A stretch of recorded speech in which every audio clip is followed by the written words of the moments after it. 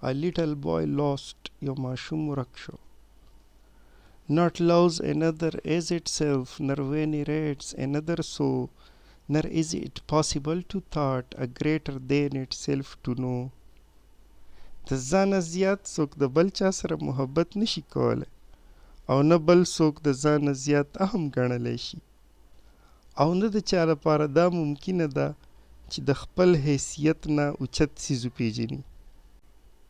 And father, how can I love you or any of my brothers more? I love you like the little bird that picks up crumbs around the door. او پلاره یعنی خدایه څنګه زه ستا سره زیات محبت کولی شم یا د خپل نورو وروڼو سره زه خو ستا سره د هغې بلبلې شان محبت کولی شم کومه چې د دروازې په خوا کې دانې راټولی. The priest stood by and heard the child, and trembling zeal he seized his hair. He led him by his little coat, and all admired the priestly care. نږدې ناست پادري د ماشوم خبرې واورېدې. په یو جوش او غضب کې ورله ویښته ونیول او د وړوکي کوټ نه یې راښکود او ټولو د پادري د دې کار تعریف وکړو. And standing on the altar high, lo, what a fiend is here, said he, one who sets reason up for judge of our most holy mystery.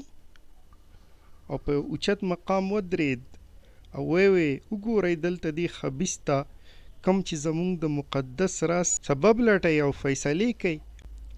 The weeping child could not be heard. The weeping parents wept in vain. They stripped him to his little shirt and bound him in an iron chain. جړنده ماشوم چا وانه اورېد او جړنده مور پلار هسې بې ځایه وجړل او هغوی د هغه نه وړوکی کمیس ویستو او د وسپنې په زنځیر یې وتړو.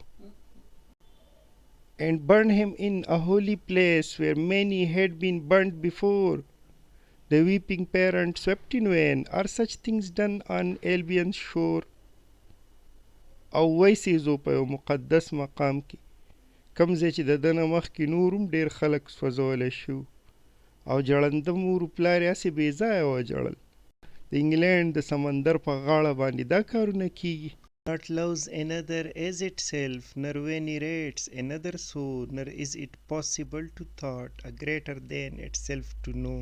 And father, how can I love you or any of my brothers more? I love you like the little bird that picks up crumbs around the door. The priest stood by and heard the child, and trembling zeal he seized his hair. He led him by his little coat, and all admired the priestly care. And standing on the altar high, lo, what a fiend is here, said he, one who sets reason up for judge of our most holy mystery. The weeping child could not be heard. The weeping parents wept in vain. They stripped him to his little shirt and bound him in an iron chain, and burned him in a holy place where many had been burnt before.